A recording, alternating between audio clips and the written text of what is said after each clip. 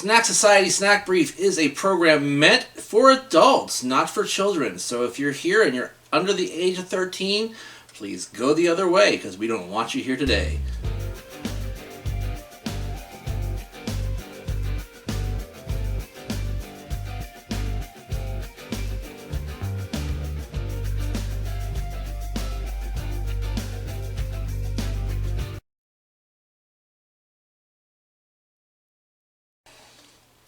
What's cracking with your snack and snacker stars? It is me, the BRE, the man, and the backwards hat, Brandon from the SAS, the Snack Food Appreciation Society, coming at you right here from Snack Society headquarters. I haven't been here in a long time, coming here to you from here, that is. And today I figured I would share with you a snack haul here on Snack Brief that I picked up at the Walmart with my wife recently as we were out getting some essentials, if you will. These things are all very essential to me. I don't know about you. I got about 5 or 6 snacks. Gonna take a look at them with you real quick here today. Hope everybody is hanging tight, staying in as much as possible, trying to flatten the curve, so to speak. That's what we're doing here. I don't have much of a choice because I've been laid off for about 3 weeks now. Hopefully going to be starting to work again soon, but I don't know how I think about that with everything that's going on. Anyway, got a bunch of things I want to try for you here. First of all, I got the Kit Kat right here. They've been coming out with different flavors of Kit Kat already throughout 2020. The first one was the mint chocolate Kit Kat. That was really, really tasty. My wife and I both liked that one a whole heck of a lot. This one's birthday cake flavored, which on paper sounds absolutely excellent. I may have gotten some intel otherwise, but looking forward to taking care of this right now. Go ahead and open that up. That's the one I've been looking forward to the most, so I'm going to go ahead and try this one first, guys. Hope you guys have been having fun lately watching movies, you know, Netflix and chill, binge watching, whatever you guys are into. Watched some pretty interesting movies so far. Saw one with Russell Crowe that's already about 10 years old called I think The Next 3 Days, about breaking his wife out of prison. That was a pretty good one. This one is white. As you can see, it's got some funfetti in it, I would guess you would call that. And would get a little bit closer to you, but I don't know that I want to do that. Social distancing and all, right? No, I just don't have anybody to press zoom on the camcorder. All right, let me go ahead and take a bite. After I take a sniff, it does smell like a birthday cake frosting, kind of. Let me take a bite.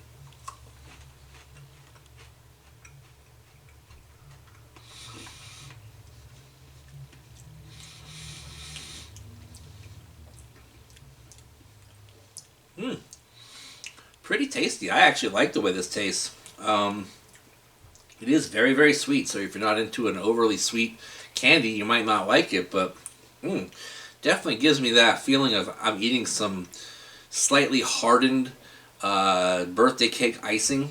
It has that cake taste and that crunch that you get from a Kit Kat. I like that a lot, guys. Excuse that beeping going along in the background there occasionally. It's our alarm system. That never quite works right. That's really tasty. To start things off, nice and creamy outside, crunchy inside.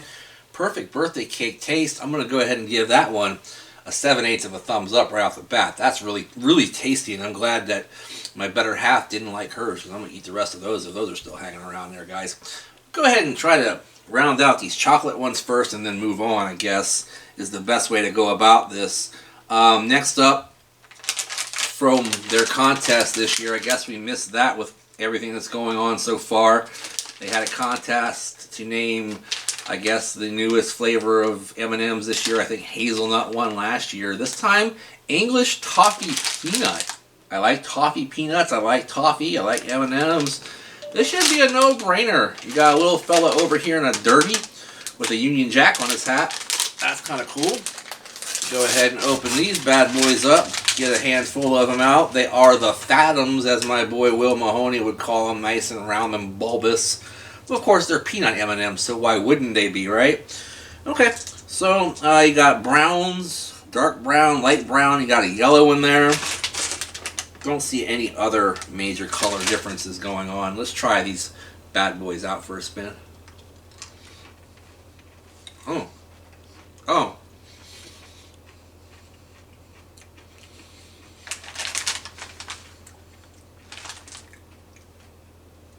Are you sure it's not supposed to be English coffee, not toffee? Those are strong. Right off the bat. You know, maybe I'm thinking something different than the toffee I know of. You know, being like Score Bar or what have you. This is kind of gross. No, I don't like these. Too much artificial flavor or something. Giving me that De Niro face. Not digging those in the least. They taste more like a seasoning than they do any kind of sweet candy of any kind. They don't have that toffee crunchy stickiness on the inside. I don't know where they're going with this and who voted for these, but you guys are out of your minds. Man. Oh, I'm giving those like a quarter thumbs up. I don't like those one bit. English toffee peanut M&Ms, you can go somewhere with those. Ugh. Now I really do wish I had something to drink to cleanse my palate, so to speak. But let's cleanse our palate as much as we can by going with good old Hershey's.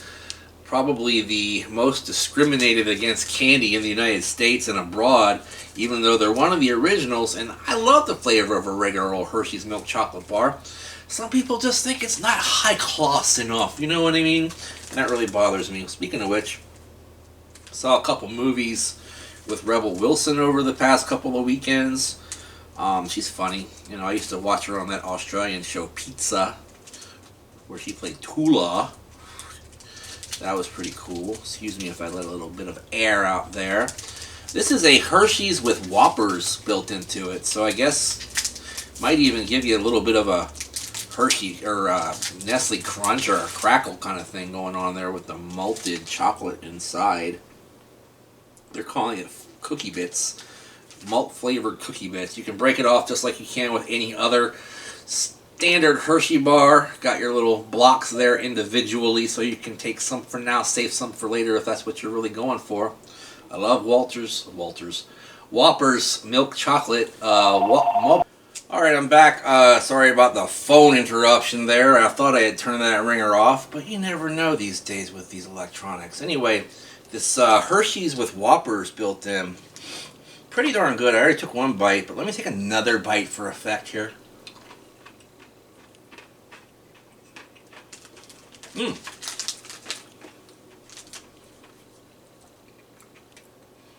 Pretty solid. Just regular old Hershey's milk chocolate with some crunchies built in. Yes, very, very reminiscent of a Nestle Crunch or a Crackle in the way it feels in your mouth. Not quite that flavor though. Not a ton of the malted milk ball flavor. I wish there was a little bit more of that so that it was a little bit more different. But I do dig the texture a lot.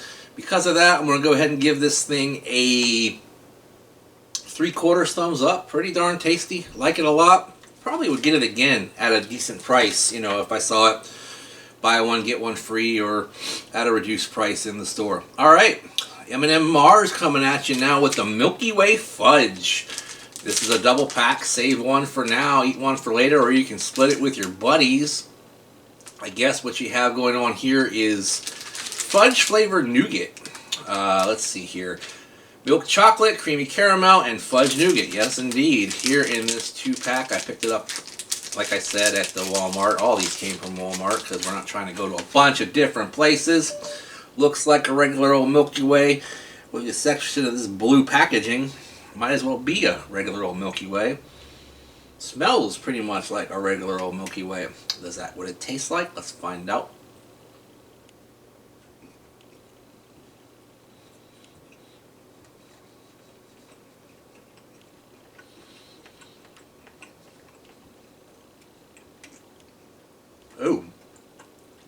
Oh no. Started out good. Ended up tastes like plastic. Like I said, it started out good. Nice and soft, chewy, caramel, chocolate on the outside. nougaty texture. Once you get into chewing up that nougat, though, you do get a brief, nice fudge taste. Then it just breaks down into an artificially plastic kind of flavor that I just don't like and can't get behind. High hopes, low returns. Going to go ahead and give this one a half of a thumb up at best.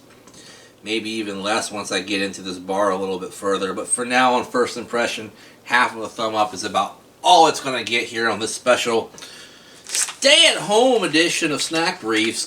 Gone down to the last two products here on my solo mission. Swedish Fish is back, and they've got something new. These are mini Swedish Fish in the flavors of crushed soda. So it's a crushed fruit mix. Soft, chewy candies. Everybody knows Swedish Fish. They typically come in either all red or a traditional variety of colors. These apparently will be giving us orange, grape, strawberry, and pineapple flavors of crushed soda. What's your favorite color of crush? Mine's orange. Let's see here, and they are just regular old Fishies, a variety of shape of fishes. Purple, orange. I'm gonna try the orange first since it is my favorite.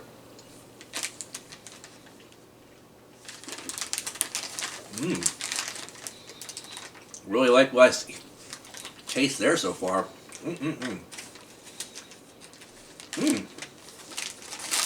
Orange is delicious. Let me try grape.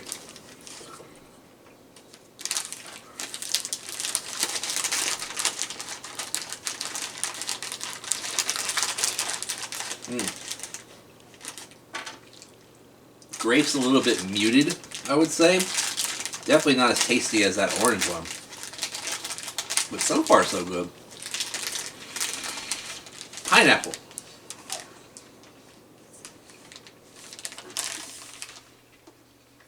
No. Not liking that. Not sure why my alarm is going off so frequently with that little beep beep. It doesn't do that all day long until I hit that record button. That's just the way it goes.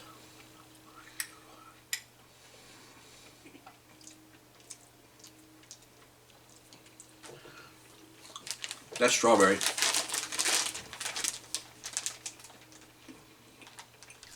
Nothing there.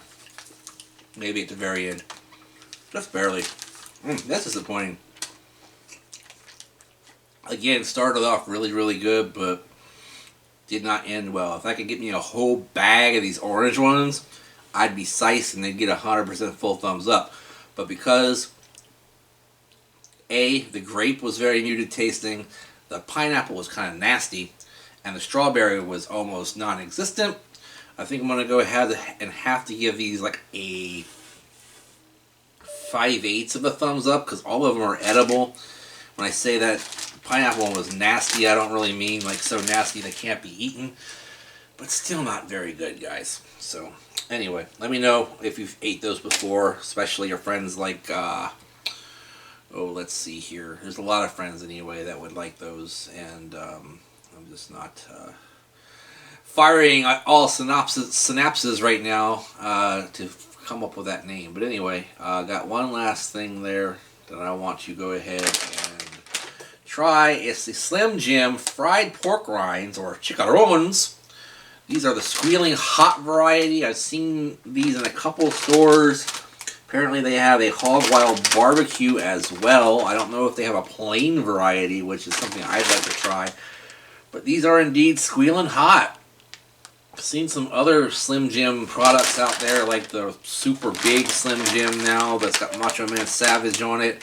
I've seen some actual beef jerky from Slim Jim rather than just the pressed meat sticks. So I don't know. It says to rip here. I'm trying to do that. Nothing's happening, so I'm going with a traditional pull and peel open type deal. Open these up. They smell like spicy pork rinds, I'm not going to lie. Show that to you there. Just a pork rind. Kind of angry looking. I'll go ahead and try this one, why not?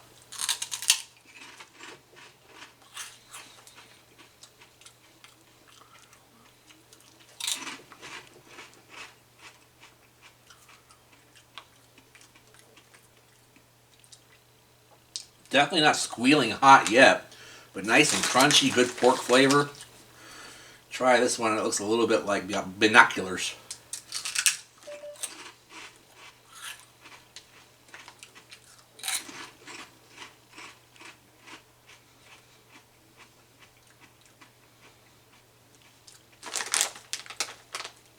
Pork with a crunch. Anyway, yep, that's what it is. Pork with a crunch. Not squealing hot by any means, but a little bit spicy. Maybe the redder ones will be spicier. I don't know. But not much of a flavor outside of the heat in terms of the flavoring that's added to it. It does have a good fried pork flavor, though, and that's important to me on a pork rind. Very, very crispy and crunchy. With that said, maybe just a little bit something different on that hot flavor, a little bit hotter, a little bit more flavor to the heat. Would have pushed it up a little bit. I think I'm going to go ahead and give this thing a 3/4 thumbs up here today on this stay-at-home edition of Snack Brief. Let me go ahead and just run back down for you. The Swedish fish were really, really good, but I can only give them about a 5/8 of a thumbs up because all of them paled in comparison to the first one that I tried, which is the Orange Crush, which was juicy and excellent. Really liked that a lot. Really, really good. The Milky Way Fudge, I gave that about a half because it started out like a really tasty Milky Way and then just got kind of plasticky tasting. Not really your best effort, Milky Way. 3/4 thumbs up on the Hershey's with Whoppers. Tasted like a crunchy Herpes. Wow. A crunchy Hershey's. I don't know what crunchy Herpes tastes like, guys, but it tastes like a crunchy Hershey. I can't go outside. When I go outside, the sun gives me the herpes.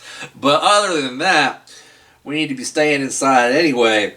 Don't want to stay inside with these nasty-ass M&Ms with the English toffee and the peanut, though, because they taste kind of like really strong coffee, not toffee, and then maybe some peanuts at the end. Not really digging that much at all.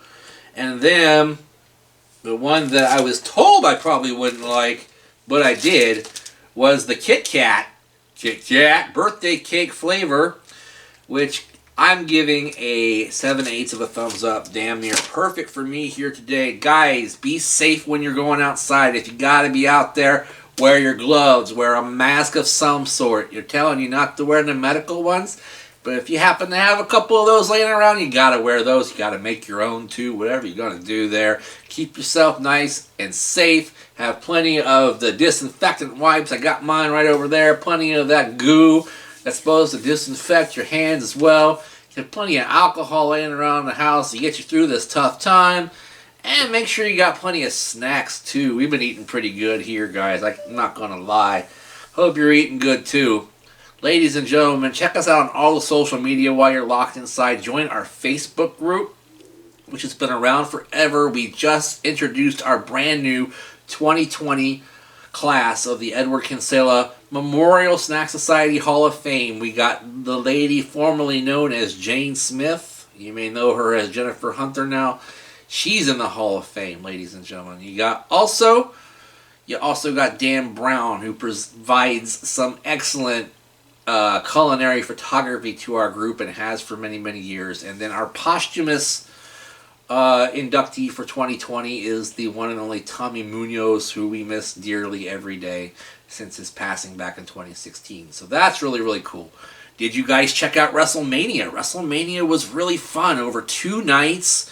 Maybe there was no crowd in there, but you know what? They did their best for us. You know, I was kind of trepidatious going into it. I didn't think it was going to be a good show. But over the course of 2 nights, it mostly was a really good show. And so was Monday Night Raw last night. So WWE, I got to give it to you for putting on some pretty good programming in the face of some pretty tough times and doing it in a pretty safe way. I mean, you know, obviously the guys that are fighting each other are not practicing social distancing that way, but, you know, they are keeping their gatherings down to 10 or less, ostensibly. And that's really good. So I want to thank World Wrestling Entertainment, if that's even what they're called anymore, WWE, for coming through for us. The only match that, in my opinion, needed the crowd a little bit more than some of the others was Edge versus Randy Orton. Otherwise, I actually dug the Boneyard match. I didn't really get the Firefly Funhouse match so much. I got what they were doing, but I didn't get how it was a match. You know, at least the one with Taker and AJ, that seemed to be an actual match where people were fighting each other. You know what I mean? Who knows? That's just me. Title matches abound. Charlotte beat Rhea Ripley. I was kind of surprised in that, but it's going to add a new dynamic over there in the yellow brand for the next several weeks and months ahead as Charlotte defends the title after basically being anointed the queen of wrestling at this point. You know, why not, right? Bianca Belair is over on Raw now. That's pretty cool. The Street Profits are showing some dominance in the tag team division right now on Raw, although I am loving the team of Ricochet and Cedric Alexander, so look out for them. Main events, you got Drew McIntyre defeat Brock Lesnar. Hopefully we won't see Brock for a while around the title scene. And then the ceremonial title, as I call it, or the Universal title, at least went to the hands of a regular roster member as Braun Strowman finally showed those hands to Goldberg and brought home the Universal title to him and his family and everybody else who's a Braun Strowman fan. The SmackDown tag title, that was pretty cool. It could have been a better match with everybody involved, but they featured on what I think are the best three members of those groups and really brought in a good match with Kofi, with John Morrison, and with the Uso brother that was chosen for that. God, I hope it was Jimmy because I think I'm wrong. Yeah, I think it was Jimmy Uso. Anyway, WrestleMania was fantastic. Nice diversion. Don't know when I'm going back to work. Maybe next week. Who knows? Keep in touch with me on social media. Facebook group, like I was saying. Hit me up on Twitter at Brandon Reich SAS. That's the same as my Instagram too, but I don't use that quite as much. And if you want to throw us a few bones for this awful time period as neither one of me or my wife are working, please go ahead and do so on the Patreon, and there's the link down there. Thanks to everybody who's been a Snack Society member and who continues to be one. Stay safe. Don't want to hear of any of our members falling down and dying with the COVID, so please stay safe and be with us. Ladies and gentlemen, make sure you like, comment, share, and subscribe. Ring that bell to be notified. And in the meantime, in between time, I'll see you next time. Bye.